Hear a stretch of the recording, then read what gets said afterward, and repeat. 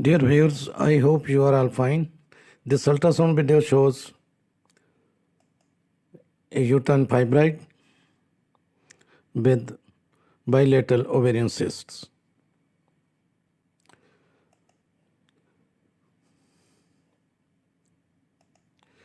You can see the bilateral ovarian cyst, two cysts on each side, or one cyst having a septa and is divided into two smaller cysts. The fluid seen in all these cysts is thick and turbid, so all are the hemorrhagic ovarian cysts. You can see a uterine mass fibroid is also visible in the uterus. Most ovarian cysts are small cysts filled with fluid in the ovaries.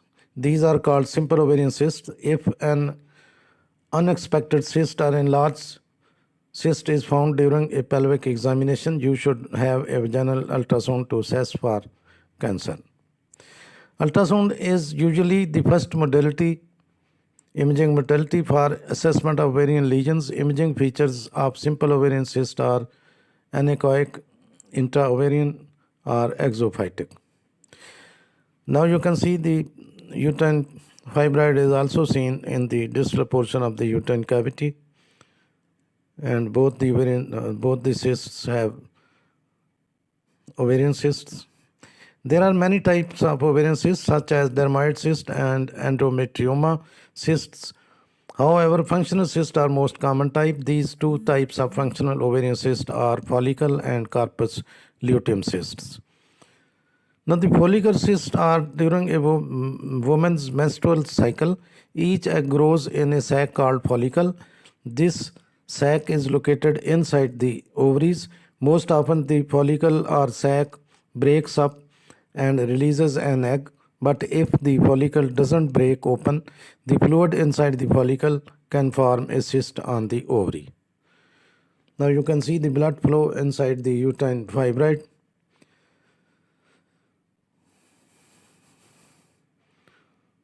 No significant blood flow is seen.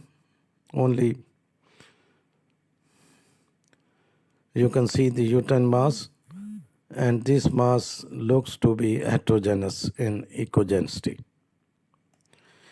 Now the corpus luteal cysts are follicle sac typically dissolved after releasing an egg, but if the sac doesn't dissolve and opening of the follicle seals, additional fluid can develop inside the sac, and this accumulation of fluids causes a corpus luteum cyst.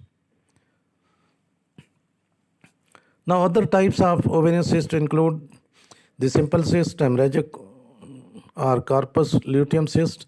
You can see the bleeding has occurred inside these cysts, and the fluid is thick and turbid.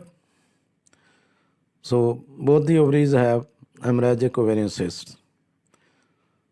Then there are dermoid or mature cystic teratomas, endometriomas, pedunculated fibroids, hydrosalpingitis,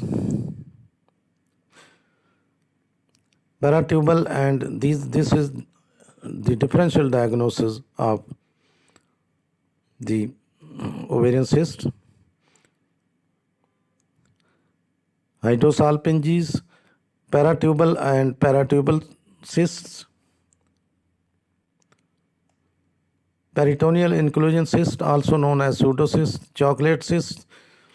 Chocolate cysts are non-cancerous fluid-filled cysts that typically form deep within the ovaries.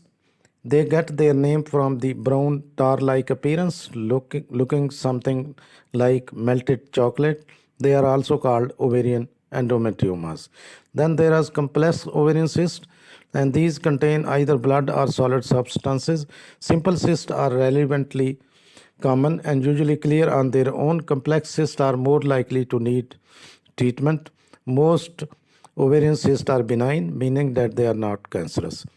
So if a woman has any of these symptoms, she should consult her doctor or gynecologist. Both endometriosis and PCOS can cause fertility problems. Most ovarian cysts are not cancerous, but complex ovarian cysts raise the risk of ovarian cancer.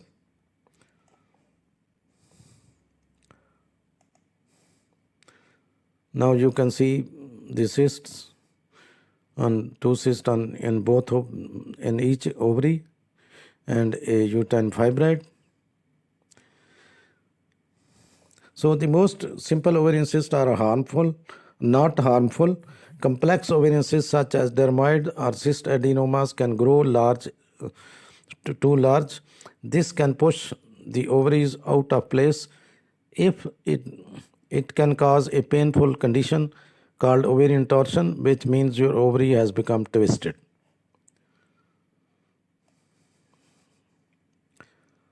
The complex cysts are more likely to need treatment than the simple cyst, according to some data. Between 5 to 10% of women with ovarian cyst will have surgery, and of that number, between 13 to 21% are cancerous. Complex ovarian cysts need treatment. 5 to 10% of women need surgery to remove the ovarian cyst. Now something we discuss about the uterine mass fibroids. You can see a large fibroid in the distal portion of the uterine cavity. So uterine fibroids most often appear on ultrasound as concentric solid hypoechoic masses. This appearance results from prevailing muscle which is observed at histological examination. These solid masses absorb sound waves and therefore cause a variable amount of acoustic shadowing. Many fibroids contain changes in genes that differ from those in normal uterine muscle cell. Estrogen and progesterone, two hormones that stimulate development of the uterine lining during each menstrual cycle in preparation for pregnancy, appear to promote the growth of fibroids. And fibroids contain more estrogen and progesterone receptors than the normal muscle cell do.